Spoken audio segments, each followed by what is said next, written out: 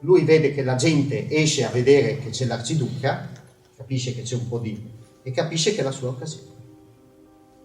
Scende dal suo scagnetto al bar, tira fuori la pistola, arriva fino a 1 metro dalla macchina, spara 2 colpi, uno verso l'arciduca Ferdinando, che lo colpisce o al collo o sulla spalla, e l'altro colpo era per il presidente Potiore, presidente di Bosnia. Lo manca, colpisce la moglie all'addome.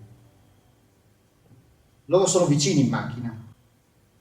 La moglie vede suo marito, l'arciduca, comincia a sanguinare dalla bocca, allora va verso di lui e per assicurarsi insomma che stia bene. Lei è stata colpita, però effettivamente non aveva probabilmente capito sta cosa, e poi si accascia sulle ginocchia di suo marito. Il marito gli dice: "Nick sterben", non morire, devi rimanere viva per i nostri figli. E lei muore, gli cade il cappello, le sue piume verdi volano sulla strada. A quel punto lì sale la guardia del corpo dell'arciduca, gli va per aprire il colletto e gli dice: "Sta soffrendo molto Sua Altezza Reale", proprio tono, un momento di panico totale. Fanno a tempo a girare la macchina, arrivano al municipio, adesso non mi ricordo dove vanno, dove ci sono i dottori, non ce la fanno e muoiono entrambi. Sia nel primo caso, il primo attentatore della bomba, subito dopo aver lanciato la bomba, cosa fa? Beve la fialetta di cianuro e si lancia dal ponte.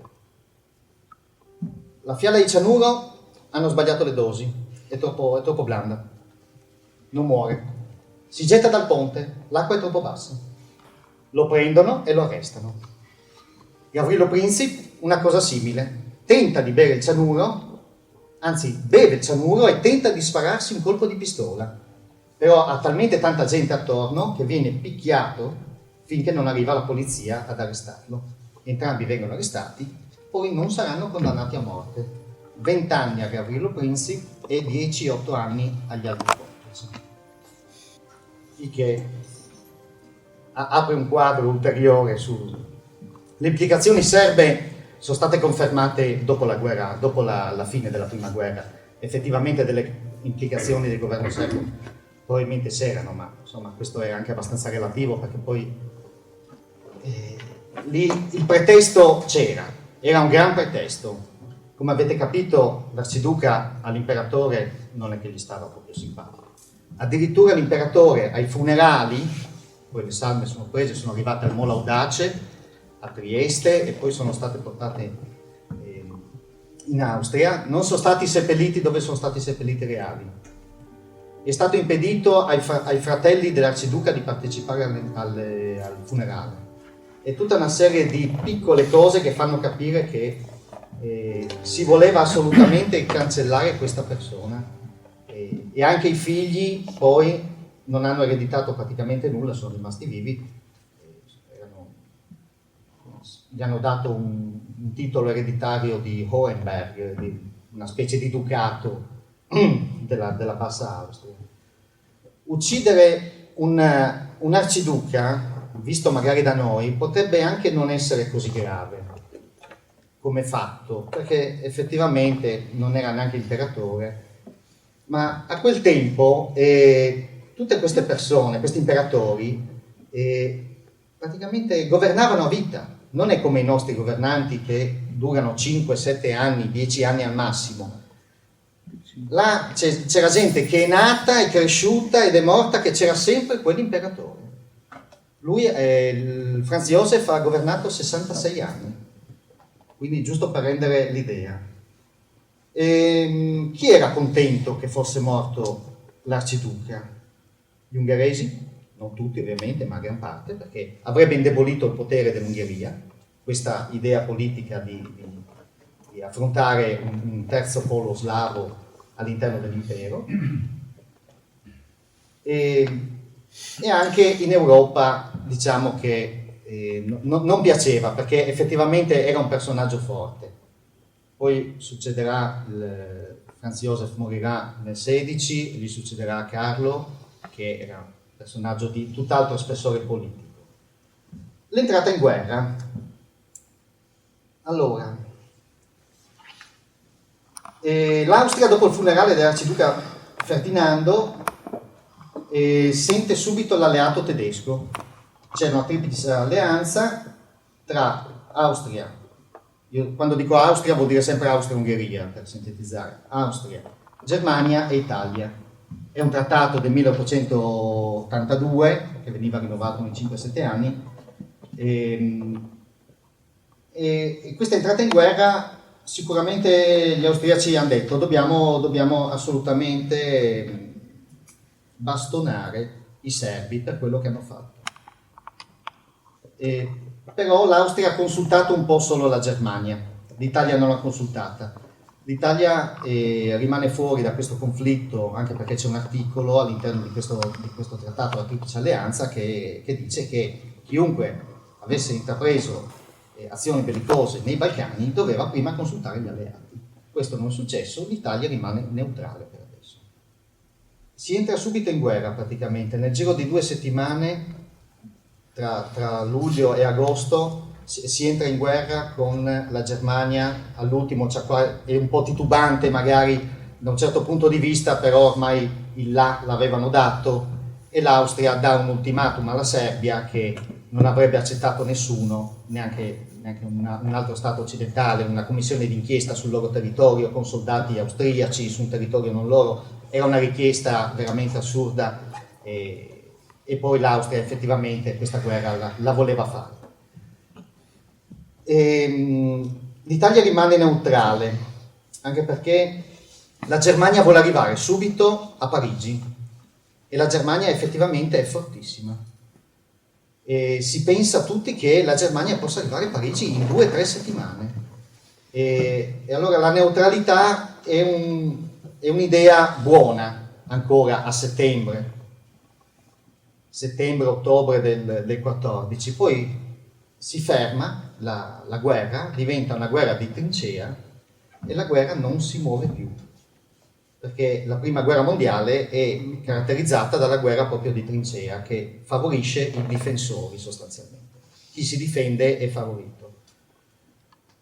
L'Italia allora a questo punto, la Germania si è fermata, l'Austria ha cominciato la guerra contro la Serbia e contro la Russia, e ha preso delle bastonate nei primi 10 mesi, fino a maggio del 15, quando poi noi entreremo, colossali. Si calcola che l'impero austro-ungarico ha perso circa 1 milione di uomini, che vuol dire non tutti morti, ma vuol dire prigionieri, dispersi, feriti, tutti soldati non più abili, e morti ovviamente. Comunque i morti vanno sempre dal 10 al 20% circa del totale delle perdite, queste sono le percentuali. A questo punto si innesca un meccanismo. L'Italia dice noi stiamo fuori, ma insomma se c'è qualche Stato che ci offre qualcosa, noi saremo anche disponibili a entrare. Ovviamente non sono entrate in guerra solo l'Austria e la Germania. Il grande alleato della Serbia è la Russia, che è ortodossa come la Serbia ed è slava come la Serbia. Poi lasciamo stare l'impero ottomano e la Bulgaria, che lì è tutto un altro discorso. La Francia anch'essa è alleata della Russia, soprattutto in funzione antitedesca, quella di tenere la Germania sempre un po' a bada, e rimane fuori il Regno Unito, sì, l'Inghilterra. L'Inghilterra ha detto noi possiamo stare fuori, basta che non ci toccate il Belgio. La Germania se ne frega, attraversa il Belgio per andare in Francia, l'Inghilterra entra in guerra. Quindi rimane praticamente solo l'Italia, insomma, delle grandi potenze. Poi lasciamo il Portogallo, insomma, è molto più complessa, come vedete, di quello che racconto. L'Italia effettivamente adesso cominciano a venire fuori dei sentimenti che l'Italia deve un po' completare il risorgimento, che non l'ha completato perché insomma c'è ancora Trento da prendere, c'è Trieste, ci sono tutta una serie di isole, c'è la Dalmazia, c'è l'Istria, Insomma, si arriva all'aprile del 1915, quando il re Vittorio Emanuele, il presidente del Consiglio Salandra e il ministro degli esteri in segreto fanno il patto di Londra. In questo patto di Londra le richieste dell'Italia sono Trento, Trieste con la Venezia Giulia, quindi anche Gorizia, l'Istria, Dalmazia, Valona in Albania, mantenere la Libia, Eritrea e Somalia, il Dodecaneso, che sono queste 12 isole di fronte alla Turchia, il bacino carbonifero di Adalia in Turchia e una eventuale spartizione dell'impero ottomano in caso di vittoria. Dopo la guerra un politico inglese che era presente ha detto: quel giorno lì noi effettivamente di quello che chiedeva l'Italia non è che ci eravamo neanche tanto preoccupati. Quindi basta che entri in guerra per dare una spallata, perché effettivamente l'Austria-Ungheria con il fronte russo in Galizia, Polonia, che le stava prendendo, le perdite in Serbia, aprirgli un terzo fronte effettivamente sarebbe stato devastante e si pensava sarebbe crollato in poco tempo, perché poi crollato l'Austria-Ungheria crollava ovviamente anche la Germania. Qua si innesca il solito pasticcio all'italiana. Loro hanno firmato il patto di Londra ad aprile, il Parlamento è chiuso, sono in vacanza. Al re viene il dubbio: ma possiamo dichiarare guerra noi da soli? Vanno a leggere lo statuto, si può, effettivamente si può, però bisogna chiedere la fiducia alla Camera. Quindi doveva passare per il Parlamento, bisogna dare i crediti di guerra, come si dice, il Parlamento deve dare i crediti di guerra e la fiducia al governo. A quel punto diventa un problema. Il Parlamento apre il 12 maggio, poi ovviamente i primi di maggio cominciano ad arrivare i parlamentari, il Parlamento è chiuso, però cominciano già a girare. C'è un personaggio che non ho nominato ancora, Giolitti, è stato un personaggio storico italiano, insomma, avete sicuramente sentito più Giolitti che Salandra, ecco, tra i vari nomi che avete studiato. Giolitti è stato un grande uomo politico, presidente del Consiglio all'inizio del Novecento. Lui si era dimesso a marzo del 14 per una crisi politica da poco, di quelle cose, facciamo un po' di alternanza, mi dimetto io, mettiamo uno che non conta niente, chi mettiamo? Mettiamo Salandra. Questa era l'idea, poi Salandra effettivamente è diventata un'altra cosa. E siamo al 12 maggio, però arrivano tutti i parlamentari e cominciano a capire che c'è questo problema c'è qualcosa che non va, perché le voci cominciano a girare, ovviamente poi qua ci sono le due correnti, i neutralisti, gli interventisti democratici, gli interventisti futuristi, e poi ci sono anche gli interventisti più che futuristi, che sono quelli sostanzialmente fascisti. E questo interventismo sono tre correnti: c'è chi crede che gli imperi centrali, Germania e Austria-Ungheria, che vogliono praticamente sopprimere tutti, non devono assolutamente comandare e deve vincere la democrazia, la libertà.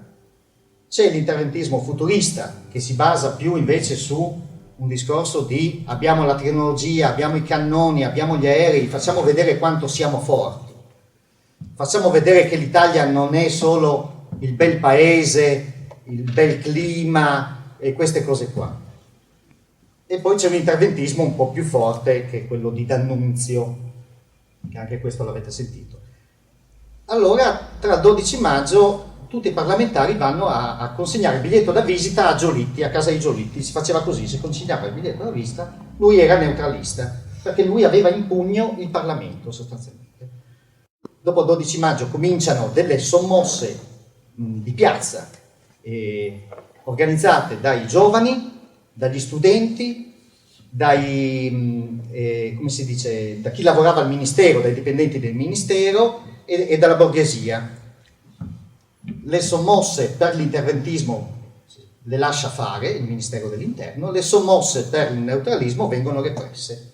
Praticamente dal 12 maggio con un Parlamento neutralista si arriva al 22 maggio e si vota la fiducia e l'entrata in guerra dell'Italia, che poi entra il 24 maggio, insomma, il voto in Parlamento è il 22. Le forze in campo di questi stati. L'Italia